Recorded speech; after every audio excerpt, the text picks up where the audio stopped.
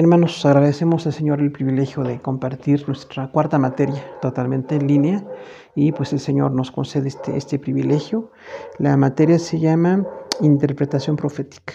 Originalmente era un título más largo, era Introducción a los sistemas de interpretación profética. Estamos acortando ahora incluso para poder en línea manejar las cosas de manera más concreta, pero el tema es el mismo, la materia es la misma. La descripción del curso es una visión panorámica sobre los métodos de interpretación profética y su relación con la escatología bíblica. Entonces vamos a recordar mucho los métodos de interpretación bíblica. Recordamos el método alegórico y el método literal. Básicamente recordamos siempre que estamos recomendando el método literal, pero vamos a analizarlos un poquito otra vez y ver algo que es propiamente la escatología bíblica, o sea, eventos futuros para nosotros, todavía los eventos del porvenir, como veremos hoy en la parcelación, pues la gran tribulación, el anticristo, la batalla de Armagedón y el reino milenial, y finalmente el reino eterno. Parte de esos temas vamos a verlos aquí y recordamos, bueno, pues la hermenéutica es el estudio de la interpretación bíblica aplicada a nuestro contexto. La exégesis es la interpretación basada en los textos originales. Pero la interpretación profética amplía el concepto también ahora de una correcta interpretación basado en el método gramático histórico o método literal. El libro de texto es Eventos del Porvenir por Dwight Pentecost, es publicado por Editorial Vida. Este libro es un buen texto, pero bueno, si alguien puede conseguir libros está correcto. Si hay dificultad económica no tiene que comprarlo, no es básico que lo tenga, pero quien lo quiera conseguir pues lo puede conseguir también. Recordamos que nuestra hermana Acel Hernández y su familia están con un ministerio de literatura cristiana. Si usted quiere conseguir con ellos algún libro, vamos a poner en WhatsApp el contacto de la hermana por si usted quiere conseguir alguna Biblia de estudio o algún texto. Pero decimos siempre todo esto es muy opcional. Los utensilios para la clase es una Biblia de estudio. Deseamos mínimo para poder tener alguna concordancia, algunos mapas, algunas notas, porque regularmente tenemos ese tipo de tareas. Plumas de tinta azul o negra, recordamos que estamos teniendo apuntes de la materia, aunque ahora estamos con distancia física, pero cuando tengamos la oportunidad de estar otra vez en reunión presencial, todo lo que son los apuntes de la materia cuenta como una nota, es como una tarea completa, entonces es bueno que usted pueda tener ahí sus apuntes. La carpeta de la materia pues ahora es en línea, pero vamos a tener ahí las notas, gracias a Dios por la hermana Abigail Blanco y su hermano, que nos ayudan a subir todo este material para que lo tengamos a tiempo y si os permite, pues la idea es que lo podamos mantener como se ha mantenido hasta ahorita las 3 materias anteriores. Folders para archivar tareas y notas impresas. Recordamos que siempre que tenemos tareas y notas impresas, sobre todo en reunión presencial, pues siempre es bueno que usted tenga guardadas esas tareas y esas notas porque vamos viendo ahí cómo evaluamos la materia, cómo tenemos ahí las tareas ya hechas o tenemos la oportunidad de añadir algunos apuntes. Objetivos del curso. Cognoscitivos, número 1, observar la utilidad y la legitimidad de los métodos de interpretación profética. Decíamos entonces, vamos a ver cómo surgieron los métodos de interpretación, básicamente los dos, el que recomendamos, que es el gramático, y el que no está tan recomendable, que es alegórico. Pero la relación que tiene con la interpretación profética, vamos a ver que hay una relación directa, porque finalmente es interpretación. Todo lo que es interpretación bíblica tiene una repercusión en el concepto que tenemos de la palabra de Dios.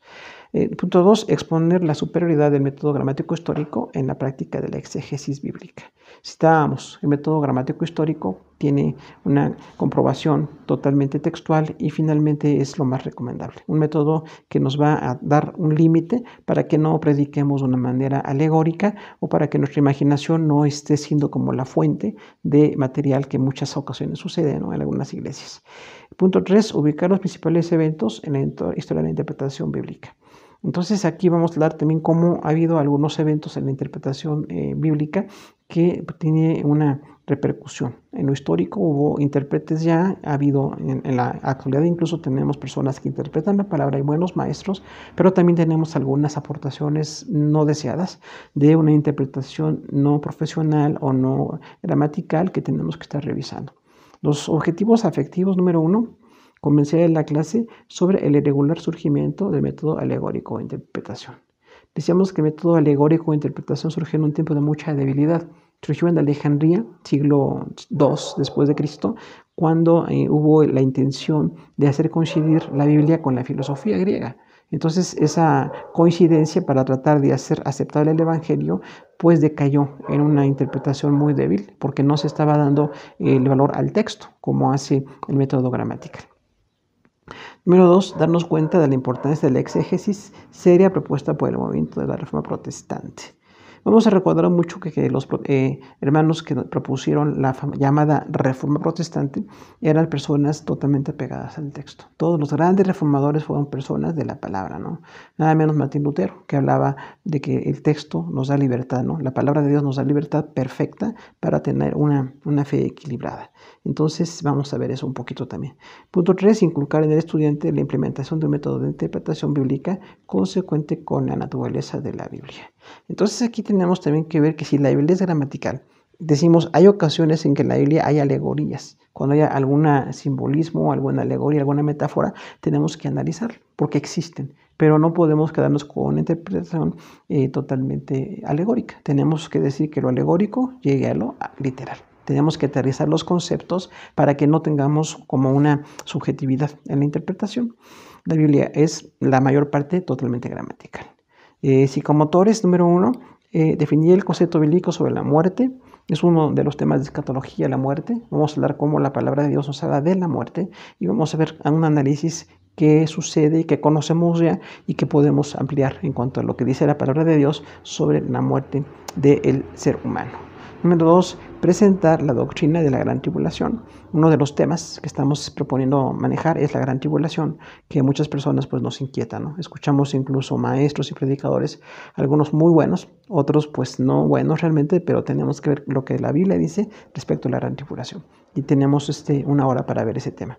Punto 3, exponer los principales temas de la escatología bíblica. Bueno, este punto es así como el resumen de la materia, porque gran parte de lo que vamos a ver de las 15 horas, 14 horas, vamos a ver eventos futuros, eventos de escatología. Recordamos que escatología quiere decir lo futuro. No tiene otro significado. La palabra griega eschatón quiere decir lo último. Y es lo que hablamos cuando decimos escatología, porque hay quienes dan otra interpretación. La palabra escatológico no quiere decir ni feo ni terrible, nada más quiere decir cosas que están por suceder, las cosas que están al final en la historia de la revelación bíblica. Métodos de enseñanza, número 1, la información se impartirá a través de conferencia interrumpida, proyector, pizarrón y notas impresas. Bueno, en este caso es la propuesta que tenemos en el no presencial. Dado que estamos en línea, prácticamente siempre será como una conferencia, pero tenemos abierta siempre la línea para cualquier pregunta, para cualquier inquietud de algún hermano, para poder aclarar puntos o poder corregir alguno de los temas que estamos dando ahí. Número 2, la práctica se realizará mediante tareas individuales, dinámicas de grupo y discusión general. Entonces también decíamos esto es cuando estamos en no presencial, pero ahora tenemos un intercambio a través de redes para poder presentar tareas, presentar inquietudes, preguntas incluso abiertas en nuestra página de WhatsApp. Entonces tenemos una total apertura y además, aunque acabe la hora que se proyecta la lección, que es los sábados a las 6 de la tarde, podemos tener en cualquier día de la semana, a cualquier hora, preguntas o alguna inquietud, también por teléfono, porque también podemos usar este tipo de medios para que tengamos una claridad sobre cualquier tema. Requisito del curso número 1, preparación de la lección para cada clase. Recordamos que nuestro curso está planeado y es una preparación anticipada, entonces tenemos que estar, gracias a Dios, enviando la clase los días miércoles y para el sábado, primero Dios, la idea es que ya estemos proyectando la hora y es entonces cuando surgen preguntas y cuando surge toda una dinámica de enseñanza.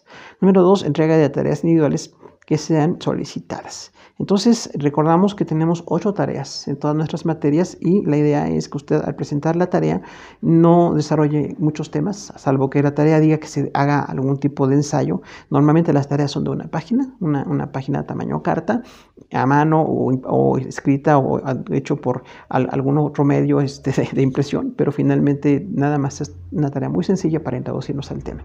No se tiene que hacer algo así muy elaborado y de mucha investigación. También dice apuntes organizados de las conferencias y discusiones de clase. Decíamos los apuntes, aunque ahorita no los estamos revisando físicamente, pero pueden quedar ahí como una parte de nuestro acervo del conocimiento de la materia. Siempre recomendamos apuntar porque aunque la idea nuestra de tener las notas impresas es que la gente tenga ya lo básico, tenga el material allí totalmente expuesto, todo lo que usted apunta alguna anotación que no estaba en lo impreso puede ser de enriquecer el proceso de enseñanza-aprendizaje. Participación dinámica en todas las actividades del curso. Bueno, ahorita estamos en línea, pero estamos totalmente abiertos a cualquier diálogo. Deseamos cualquier pregunta, cualquier inquietud. Asistencia regular y puntual al 80% de las sesiones. En este caso, no estamos tomando asistencia física, pero sí las personas están tomando la clase y se pueden estar reportando para estarnos dando cuenta que estamos con la materia tomándola hasta este momento. Sistema de evaluación, tareas 60% y examen 40%.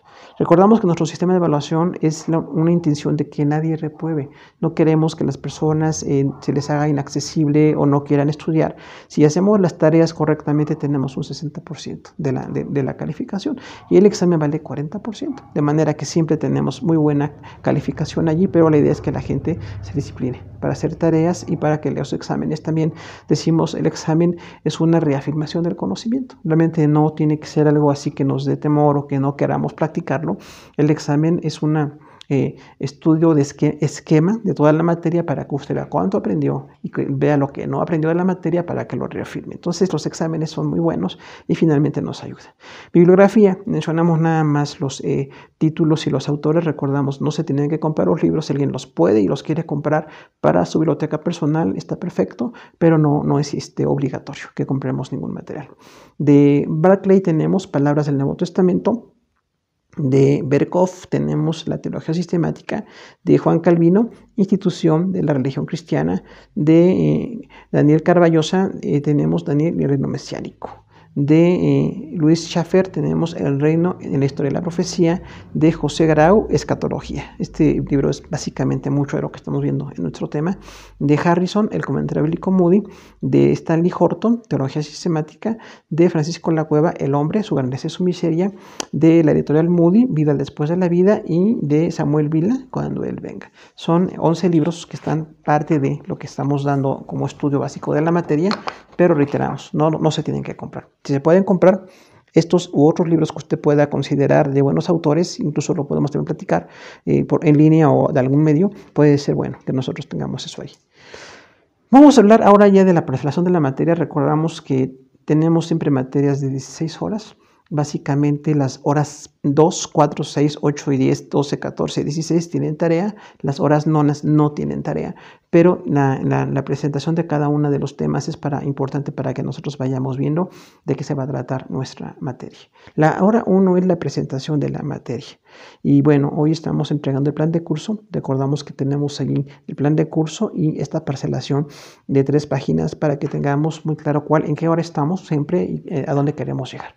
En nuestro esquema de enseñanza procuramos siempre dar la hora precisa. El tema de la hora que tenemos que dar no nos anticipamos, no nos adelantamos, por eso tenemos la planeación de la materia. Entonces usted podrá ir viendo en qué hora estamos en el curso, si os permite, y ver el tema que estamos desarrollando. También nos enfocamos nada más en el tema para que no tengamos ninguna confusión respecto a temas. Hora número 2, métodos de interpretación. La tarea que tenemos aquí es compare el método alegórico y el método literal. Recordamos aquí que el método alegórico entonces es una intención de dar a la palabra de Dios un sentido espiritual o profundo, pero esa intención que parece muy espiritual realmente no lo es, porque lo que está haciendo es apartar del texto gramatical o literal a las personas, y muchas personas en algunas iglesias siempre tratan de encontrar una enseñanza supuestamente escondida o una enseñanza no muy abierta, y también tratan de hacer que toda la Biblia sea una alegoría, y esto realmente ha sido un gran daño a la iglesia, ¿no? Decíamos desde que surgió en el siglo II en Alejandría, siglo II después de Cristo, la intención fue hacer coincidir la teología con la filosofía griega. Y entonces, pues la palabra de Dios es autoridad, la palabra de Dios es la base de lo que nosotros creemos. La filosofía griega tenía aportaciones y tenía antivalores también. Entonces, no se puede hacer coincidir la palabra de Dios con la filosofía. La filosofía se puede estudiar, se puede evaluar de otra manera, o quienes estudian o tienen esa profesión puede ser muy aparte de la revelación de la palabra de Dios, pero nosotros siempre vamos a estar viendo lo que dice el texto bíblico. Lo que pasa con el método alegórico de interpretación, y lo veremos si Dios permite la próxima hora, que no llega a una conclusión real, ni se puede comprobar lo que está diciendo, porque como todo es una especie de percepción espiritual, hace que la gente no tenga una forma de comprobar lo que está enseñando. Y es interesante porque parece sonar muy espiritual. Muchas personas dicen que es tan espiritual lo que están teniendo que pues no se puede comprobar por la palabra ni por la gramática, y eso no es espiritual. Porque si Dios hubiera dado su revelación así, o no tendríamos Biblia, cada quien podrá decir lo que tenga, una percepción así de lo que crea de Dios, o lo que la Biblia que tenemos no serviría de nada, porque realmente la palabra de Dios es tan completa que tenemos que estarla analizando. Y recordamos, cuando en la Biblia hay algunos simbolismos, alegorías, parábolas, siempre tenemos que ver las metáforas también y estudiarlas para llegar a una conclusión literal. Decimos entonces que cuando en la Biblia aparece un lenguaje alegórico, tenemos que estar muy bien a qué se refiere esa alegoría para llegar a una conclusión literal. No podemos quedarnos con la idea de la alegoría si no llegamos a ver realmente qué significa esa alegoría de acuerdo a la palabra de Dios. Ustedes recuerdan en la palabra del Señor la alegoría de Sara y Agar, que representa a dos mujeres, y las mujeres eran dos pactos, en una carta de Pablo. Pero no quiere decir que nos quedemos con la idea de que dos mujeres y no podamos llegar a una conclusión. Nada más decimos, bueno, en este caso Agar representa la ley y Sara representa la gracia. Y es la ley porque era algo biológico, la mujer joven que dio un hijo a Abraham, y la mujer que representa el pacto de la gracia, que es Sara, la esposa de Abraham, porque tenía una misericordia de Dios para tener un bebé, para tener familia, pero hasta ahí llega la alegoría y tenemos que interpretarla y llegar completamente a lo que dice. Pero no podemos quedarnos con la idea de que toda la Biblia es alegórica o que a toda la Biblia le busquemos algo alegórico, ¿no? Porque esa es la idea, buscar un segundo sentido. Le llaman más espiritual y decimos, pues no es espiritual realmente, ¿no? Tenemos que dar una idea concreta de eso. Y siempre lo que es material alegórico o metafórico, estudiarlo muy bien y llegar a su interpretación literal. Es un trabajo de exégesis y de interpretación, pero si no hacemos este trabajo, podríamos quedarnos así con una interpretación muy débil y que no nos llevaría a prácticamente nada. El método literal de interpretación se llama también gramático histórico. Ya hemos visto este material en hermenéutica y en exégesis.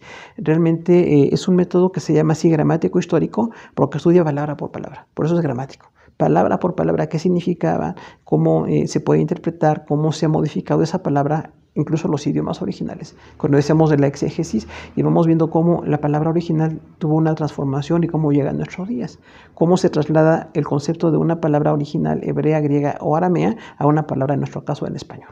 Y eso es un método totalmente gramático. No se puede saltar ninguna regla de la gramática.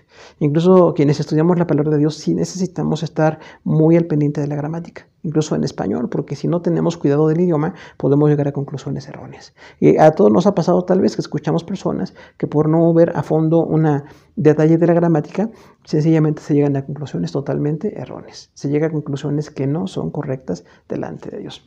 Entonces, el método literal de interpretación también se llama gramático histórico, porque además de ver lo que es la gramática, ve la historia. Vemos el contexto histórico, qué personajes, en qué época se dio, en qué idioma se dio, qué cultura estaba en ese momento, qué significaba en ese momento una palabra o un hecho, un evento y alguna expresión local, ¿no? Alguna expresión que nosotros no tenemos en ese idioma actual, esa palabra, y tenemos que ver entonces qué significaría en nuestro idioma. Es todo un proceso realmente gramático e histórico, ¿no? Y veríamos también el contexto temático, un poquito ahí decíamos siempre esos contextos gramatical, histórico y temático, porque el temático nos llevaría a ver ese tema a lo largo de la Biblia. A veces recomendamos ver un tema no nada más en un versículo, porque esto ha llevado a muchas personas a muchos errores. Dicen, un versículo de la Biblia dice esto, y a veces no vemos el contexto o qué significaba para ese autor o en ese momento esa palabra, y entonces llegamos a una conclusión errónea. Finalmente tenemos que ver todo el contexto del tema, no nada más en ese versículo o párrafo, en el mismo libro, ver en ese libro esa palabra qué significa. Por ejemplo, para Pablo, la palabra gracia o salvación o Israel o los gentiles tiene una definición muy clara en todas sus cartas. Pero si no vemos ese contexto, podemos sacar una conclusión totalmente errónea, ¿no? Entonces sí tenemos que ver allí la correcta interpretación y decir, bueno, esta palabra significa esto en su contexto y la llevamos a una actualización con nuestro contexto gramatical, y también estudiando nuestro idioma español, que está tan cambiante también, tenemos necesidad entonces de ver qué palabras son las más correctas, cómo se tiene que llevar. Usted puede ver allí en la palabra del Señor la palabra gentil, que para muchos en nuestro español actual es como el carácter, alguien amable o agradable, y realmente en el tiempo de Pablo eran los no judíos. Decía una enseñanza judía, los que son judíos y los gentiles o extranjeros. Entonces, si usamos la palabra gentiles y decimos que los gentiles eran personas amables, ya tenemos un error de interpretación, porque estamos usando la palabra en nuestro sentido actual, pero no en el sentido cultural o ese momento, ¿no? Que no tiene nada que ver con nuestra idea de gentileza o de ser bondadoso en este caso. Y como en este caso hay una cantidad enorme de textos, de versículos, de casos, y entonces tenemos que ver que el método alegórico tuvo una aportación de intención de algo espiritual, pero finalmente llegó a ser un método pues muy falible para no llegar a una interpretación correcta. Y recomendamos siempre el método gramático histórico o literal. Y ahí tenemos a dos posturas, ¿no?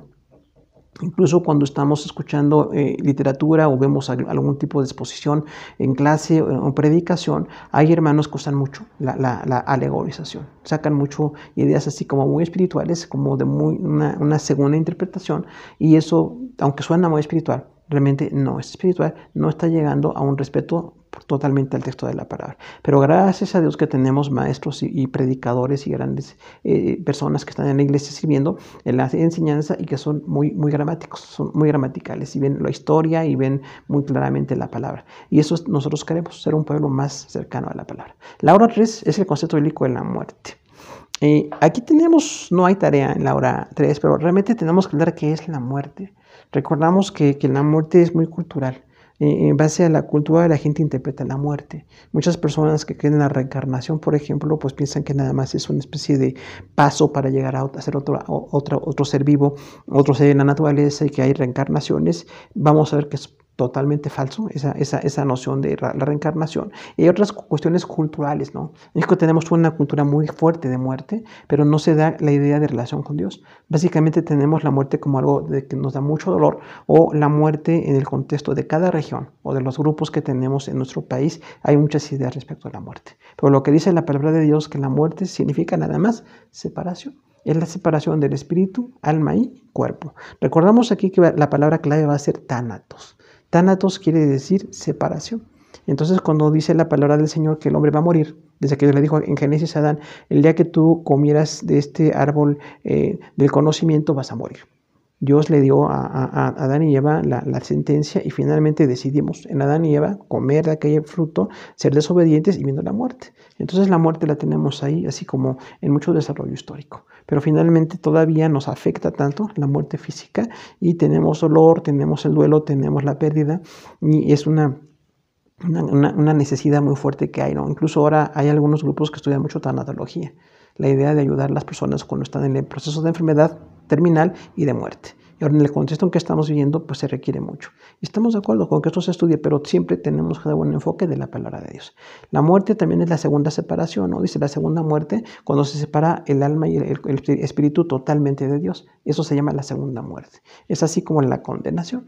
Entonces la muerte física es la primera muerte y la muerte espiritual es la segunda muerte. Están esas dos ahí en la palabra y nos interesa mucho que la gente en la muerte física tenga consuelo, tenga un concepto de lo que nos consuela la palabra de Dios. Y decimos de fidelidad, ¿no? La gente que se nos ha antecedido, pues decimos ya están en la presencia del Señor, pero necesitamos ser fieles para que el día que nos toque morir estemos juntos alabando al Señor. Entonces hay un concepto de mucha misericordia, de mucho aliento en la fe cristiana y la muerte tiene que verse así. Pero también la muerte espiritual, decíamos, cuando estamos en pecado, recordar que si mantenemos nuestra vida en pecado, entonces vamos a estar en la segunda muerte, la segunda vez que el Señor separa a las personas para no estar con Él en la eternidad. Entonces la muerte la tenemos que ver y hay mucho estudio que se puede dar al respecto y estaremos pues con mucho gusto tratando de abordar el tema, un tema siempre doloroso, siempre difícil, pero por la misericordia de Dios, decimos es parte de la escatología para nosotros, la muerte. Y también cuando hablamos con la gente, ¿qué dice la palabra de Dios? Si ya el Señor lo permite, tenemos ahí una serie de versículos, una serie de conceptos de lo que es la muerte, Antiguo y Nuevo Testamento, para que podamos hablar con la gente y vivir también nosotros en base a esta noción concreta de lo que es la muerte. En la hora 4, el tema es el estado intermedio. Tenemos ahí la tarea, explique el estado intermedio.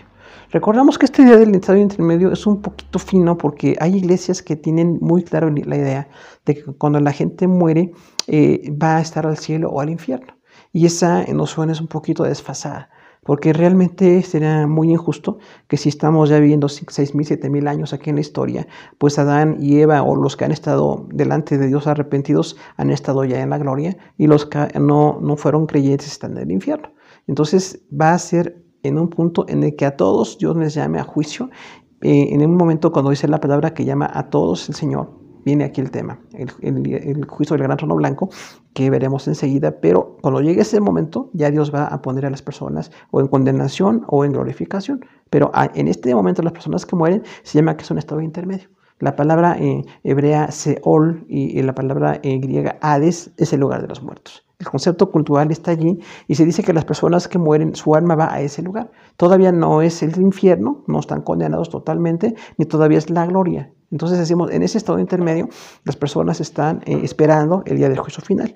Pero sí hay una diferencia en cuanto a la calidad de ese lugar. Porque las personas que no estaban en la fe en el Antiguo Testamento decían que estaban en el Seol o en el Hades en el Nuevo Testamento. Pero las personas que morían como judíos fieles dice que estaban en el seno de Abraham. El seno de Abraham era así como una protección del hombre de fe, Abraham, que incluso aparece allí con el rico y Lázaro. Pero esa noción cultural de Abraham era como un consuelo para los judíos. Decían, si no eres fiel, te vas a ir al Seol. Pero si eres fiel al Señor, estás entonces en el seno de Abraham. Como que Abraham te protege o estás en la fe. El Señor Jesús cambió en la cruz del Calvario esto cuando dijo, hoy estarás conmigo en el paraíso. Entonces en la iglesia tenemos el concepto totalmente doctrinal de que las personas que mueren sin el Señor, sí están en el Hades, el concepto griego, Nuevo Testamento, un lugar no es de condenación, pero es un lugar que no es en la presencia de Dios. Sin embargo, quienes mueren en el Señor, por eso vale tanto la pena mantenernos fieles y están en el paraíso con Cristo. Todavía no es la gloria, pero están esperando el día del juicio y es un lugar bello. Finalmente, ¿no? Imagínese usted la palabra paraíso, es así como delicia, ¿no? Cuando Dios puso a Adán y Eva en el Edén, recordamos que la palabra Edén significa paraíso. Hacía algo muy deleitoso y ahora el Señor Jesús dice que estamos en el paraíso. Entonces es algo de estar en un lugar bello, el alma de la persona está consciente, no está así desconectada, no está como se dice, ¿no? Dormida, porque decimos duermen porque van a levantarse, pero no duermen porque estén inconscientes. Las personas que duermen en el Señor están conscientes de la presencia de Dios, incluso dice ahí el Señor Jesús, estarás conmigo en el paraíso. O sea, ya tienen algo de la comunión con Cristo, por eso es importantísimo que veamos palabra por palabra, texto por texto y todo el contexto del tema para que lleguemos a una conclusión realmente completa de lo que es el estado intermedio. Entonces los que hoy mueren en el Señor, decimos, bueno, si no son creyentes, están en el Hades, la idea griega, pero los que mueren en el Señor están en el paraíso con Cristo. Una gran diferencia. Así como en la vida nos cuesta mantenernos en la fe, a veces somos vituperados, menospreciados por la fe, pero si la misericordia de Dios nos fortalece, queremos mantenernos firmes para estar en ese bello lugar. Y después ya vendrá el juicio de gran trono blanco, cuando al mismo momento, desde Adán y Eva, los primeros hombres creados en la tierra, hasta la última persona que nazca o muera en ese momento, van a ser todos llevados o al cielo o al infierno. Entonces sí tenemos esta idea de que lo que es el estado intermedio. Hora 5 es el día de Jehová. Entonces, en este concepto del día de Jehová queremos abarcar dos ideas muy distintas. En el día de Jehová, todo lo que es parte del Antiguo Testamento, se refiere al día del juicio, cuando Dios va a juzgar a la humanidad. Y hay una cantidad de versículos realmente muy amplia del día de Jehová. Dice la palabra que Dios va a juzgar. Este día de Jehová, recordamos, es una advertencia de Dios. El día de Jehová no se da como una advertencia para que vivamos con miedo, pero sí para que vivamos con santidad. Un incentivo hacia la santidad, porque Dios va a juzgar. Dios no puede aceptar a la persona pecadora y a la persona santa como iguales. Realmente la persona pecadora está en sus deleites, está desafiando las leyes de Dios, y la persona que es salva, que está en Cristo, el judío del Antiguo Testamento, leal por las ceremonias, viendo hacia Cristo en el futuro, y la iglesia que vemos desde el pasado ya a Jesús en la salvación, en la cruz del Calvario, nosotros tenemos la salvación. Y estamos esperando ese día como una grande bendición. Pero las personas que no tienen oración en su corazón, dice la palabra que hay un día de Jehová en que va a juzgar. Y son tantos textos que realmente habla de Israel, habla de naciones y habla de individuos. El día de Jehová es un tiempo de juicio. Pero hay otra palabra que dice el día del Señor. El día del Señor se refiere a Cristo. Y es el día del Señor cuando el Señor Jesús empieza a reinar 1000 años en la tierra, que habla de un gobierno perfecto, un gobierno con un hombre totalmente honesto, ¿verdad? Que es el Señor Jesús. Ahí dice la palabra del Señor, bueno, Israel gobernando con él desde Jerusalén y la iglesia gobernando con Jesús a nivel mundial, una iglesia resucitada, viva, es lo que dice la palabra de Dios. Y bueno, es muy distinto el día del Señor. Pero la idea del día de Jehová siempre va a tener una noción de juicio, y el día del Señor, de Cristo, en su gobierno perfecto, pero también el gobierno perfecto tiene disciplina. Jesús va a juzgar nuestras obras, si fuimos obra de, dice la palabra, de hojarasca o de madera, una obra de oro. Los creyentes somos llamados a una vida de consagración. Pero también en el momento en que el Señor dispone estar compartiendo 1000 años aquí en la tierra con un gobierno perfecto, va a ser de mucha bendición el día del Señor. La hora 6, Dios como juez. El tema, allí la tarea es define a Dios como juez. Este tema es interesante porque realmente muchas personas vemos a Dios como juez tratando de evadir el tema o de exagerarlo. Evadir el tema, muchas personas piensan que Dios no juzga. Dicen, Dios es bueno, Dios no castiga, Dios me quiere mucho y nos mantenemos en pecado. Y hay quienes ven a Dios como un gran juez, que no admite ningún error, que no admite ni siquiera un desacierto y que enseguida nos manda al infierno. Los dos conceptos están erróneos, son extremos, son extremismos. Realmente Dios como juez es perfecto, así como es perfectamente santo, es perfecto como juez. Pero el juez va a dar un juicio totalmente honesto a aquellos que son pecadores. Esa es la palabra, que son llamados al arrepentimiento, ¿no? Entonces, el arrepentimiento es básico para que lleguemos con el Señor, para que estemos con el Señor. Y ese arrepentimiento, pues, es un cambio de carácter, un cambio de conducta y de vida. Y las personas que no se quieren arrepentir, el juez entonces tendrá que tomar cuenta de ese pecado. Pero dice la palabra mucho en el Antiguo Testamento que Dios va a tomar en cuenta todos los pecados de la gente. Las personas a veces olvidamos nuestro pecado, o algunos que ya somos ancianos pensamos que los pecados de juventud ya no nos acordamos. Sin embargo, lo único que puede borrar el pecado es la sangre de Cristo. Necesitamos venir a la sangre de Cristo, al Señor Jesús como nuestro Salvador, para tener ese perdón. Pero también quienes tenemos el perdón, tenemos una seguridad de la salvación, una seguridad que si estamos con el Señor, Dios nos bendice, Dios provee todo, es un juez perfecto y amoroso. Sin embargo, siempre la palabra Dios como juez va a ser muy equilibrada. Decíamos, ni el extremo de que no juzga, ni el extremo de que es intolerante. Dios es perfectamente justo. Y este concepto nos va a dar mucho equilibrio, porque si entendemos que Dios es perfectamente santo y en su santidad nos bendice y nos ama, también en su justicia el Señor nos bendice y nos ama. Y en su justicia nos disciplina, cuando necesitamos ser disciplinados nos corrige, pero también es un juez que galardona, da galardones. Dios da premios y bendiciones muy especiales a sus hijos. Hora 7, juicio del gran trono blanco. Tema que decíamos aquí. Entonces es el día en que Jesús va a juzgar a toda la humanidad. Está básicamente en Apocalipsis, pero tenemos otras ideas también, otros textos bíblicos que hablan de juicio del gran trono blanco, cómo Jesús va a juzgar a toda la humanidad. Decíamos, están los muertos no salvos, Antiguo Testamento en el Seol y en el Nuevo Testamento en el Hades, pero los que eran creyentes Antiguo Testamento, en el seno de Abraham, Nuevo Testamento, en el paraíso con Cristo. Sin embargo, al ser llamados al mismo momento, todos delante de Dios, estaremos ahí. Compareceremos, dice la palabra. Y es importante notar que el que hace el juicio es Jesús. No es el Padre, no es el Espíritu Santo. Los textos tenemos que verlos claramente. Dice, el Cordero hizo el juicio.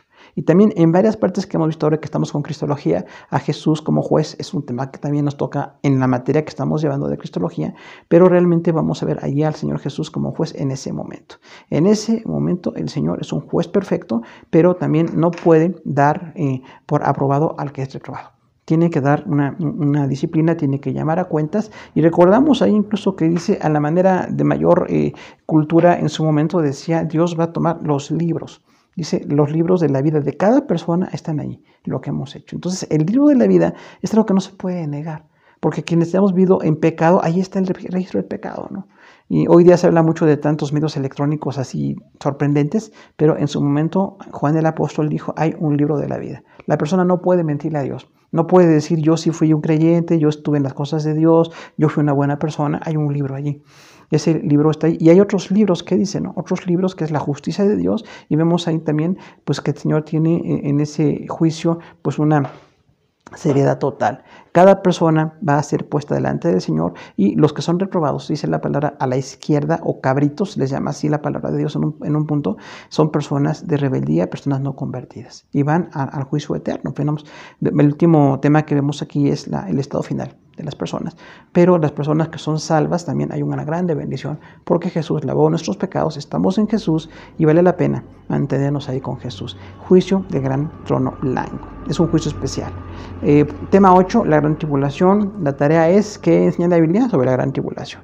Tenemos que recordar que la gran tribulación es un evento de 7 años. Ahora que incluso nos ha tocado compartir con los jóvenes 4 temas sobre Daniel 7 al 12, ha sido una gran bendición compartir el tema, pero realmente la Biblia dice con mucha claridad que vienen 7 años verdaderamente fuertes, básicamente para Israel, que tiene un juicio porque rechazó al Mesías, pero para Israel también la gran tribulación es una oportunidad de arrepentimiento, una oportunidad de venir a Cristo. La salvación para Israel será reconocer a Jesús. Pero vamos a hablar en la gran tribulación del anticristo, ese tema que es importante para nosotros, pero sin exagerarlo ni disminuirlo. ¿Quién es el anticristo, no? Una persona, un gran político muy destacado que aparentemente da paz, que ofrece una concordia mundial, y son 7 años exactamente, ¿no? Y esos 7 años, 3 años y medio, habrá de un engaño, aparente paz, y los segundos 3 años y medio será un déspota, será un hombre totalmente autoritario y un hombre destructor. El falso profeta habla ahí de la religión, una religión al servicio de una persona engañosa, y decían a algunas personas que les gustaría la idea de una religión mundial. Esto es totalmente desacertado, porque una religión mundial realmente hace que la gente siga pecando, se mantiene en sus ideas culturales, personales, y no cambia su corazón. Sin embargo, la palabra de Dios dice que habrá esa religión mundial gobernada por el anticristo como un hombre de gobierno político y un falso profeta que hará incluso grandes señales, dice ahí Apocalipsis, ¿no? Y este falso profeta dirigirá una religión al servicio de un déspota y lo que este déspota quiere que se haga. Finalmente es lo que dice la gente, ¿no? Y hablaremos ahí también de los 2 testigos y hablaremos de Israel en la gran tribulación, pero estos 7 años tienen que ser analizados exactamente como dice la palabra, con toda precisión. No podemos ni añadirle ni podemos quitarle. La gran tribulación no tomamos tampoco idea cuándo va a pasar. Parece, por las señales que estamos viendo de tanta calamidad, de tanta muerte, pudiera ser en cualquier momento que empiece la gran tribulación, pero no ha empezado. Muchas personas pensaron en Hitler, ¿no? El siglo pasado, o Mussolini y otros más, como grandes déspotas que parecían ser el anticristo. Y la palabra dice incluso que hay una filosofía anticristo, o sea, una cantidad de hombres que han estado gobernando de esa manera despótica, pero viene al final de la historia que nosotros tenemos ahorita, todavía el futuro, un personaje que va a estar, dice, siendo peor que los grandes déspotas de la historia. Y ese será el anticristo. La hora 9 es la batalla de Armagedón, una gran guerra que tenemos ahí en Apocalipsis marcada. Y vamos a hablar de la Armagedón, el lugar de esta batalla y dónde se va a dar. Recordamos que cuando Israel está allí en la gran tribulación, al principio piensan que el anticristo es Cristo. Realmente, ¿no? Eso es una actitud muy humana. Rechazamos lo bueno y aceptamos lo malo. Ellos crucificaban a Jesús hace 2000 años. Pero dice el Apocalipsis que cuando el anticristo empiece a gobernar, hará pacto. Daniel 7 y 9 dice que hará pacto con la nación judía como si fuera un Mesías. Y creerán en él pensando que es el Mesías. Pero cuando se den cuenta de lo despótico, de lo pecador, lo terrible que es, ya los judíos entonces no quieren seguir con él. Y entonces llega al punto de los 7 años y la última batalla de la gran tribulación se llama Armagedón, que es el valle de Josafat o valle de Megiddo. De ahí viene la palabra Armagedón. Nada más significa eso, ¿no? Una batalla donde dice que el anticristo va a llegar cercando a Israel para poder matarlos, para acabar con los judíos. Lamentablemente sí, va a matar a muchos judíos en los 7 años de la gran tribulación, pero en la batalla de Armagedón Jesús llega. De las huestes celestiales, dice la palabra del Señor, llega Jesús con ángeles y con la iglesia redimida. Todos los santos judíos y cristianos redimidos llegamos con el Señor para estar estableciendo esa paz. Y en esa batalla de Armagedón es derrotado el anticristo y el falso profeta, y dice que Satanás será lanzado, atado al infierno en ese 1000 años. Vamos a hablar de esto un poquito enseguida, lo que es el milenio, pero la batalla de Armagedón está bien definida en la palabra del Señor allí. Hora 10, la segunda venida. La tarea cite textos sobre la segunda venida. Recordamos que la segunda venida de Cristo es cuando Él venga a gobernar.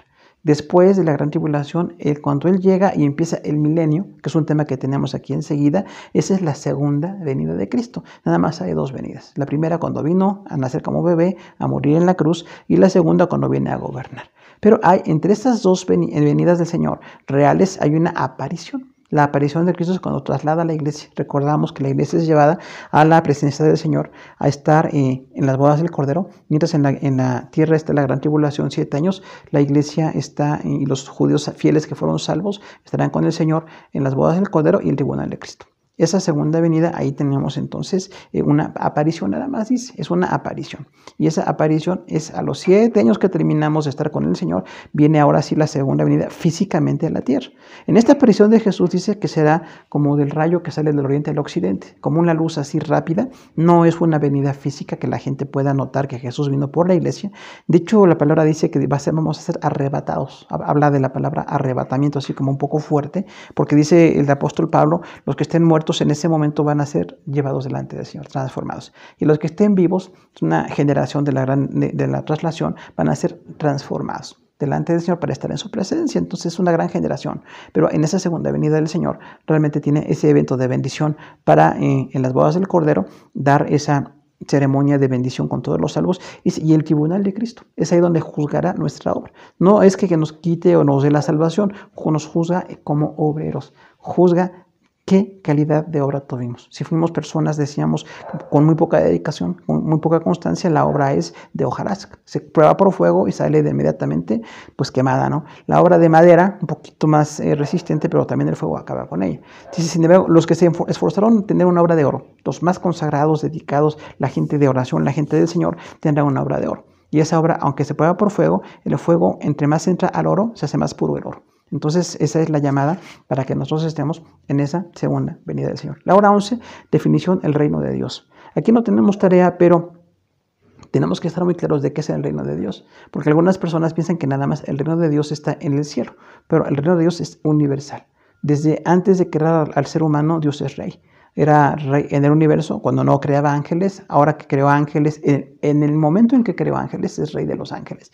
Pero también es rey en la tierra. Es rey de Israel cuando trató de llamarlos a la salvación. Es rey en la iglesia porque gobierna nuestro corazón. Pero es rey también en el futuro, cuando Jesús va a gobernar 1000 años en la tierra. Y en el reino eterno, en la ciudad celestial, también ahí está el reino de Dios. Entonces el reino de Dios tiene varias definiciones y varios aspectos. Y vamos a tratar de verlos porque es muy amplio, ¿no? También el reino de Dios es más que la iglesia. La iglesia es parte del reino de Dios, pero no nada más la iglesia es el reino de Dios. Porque ahí tenemos luego alguna confusión, incluso en la interpretación. Cuando dice en el reino de los cielos es tal, las personas piensan que así es la iglesia. Y no es la iglesia, es más que la iglesia. Pero hay ocasiones en que ver muy bien el texto para ver a qué está refiriendo. La hora 12 es el milenio. El tema, ahí es la tarea, desarrolla el tema del milenio. Recordamos que dice la palabra dada a David, que un hijo de David gobernaría permanentemente. Este gobernante permanente es Jesús. Y al gobernar permanentemente va a estar en la tierra 1000 años.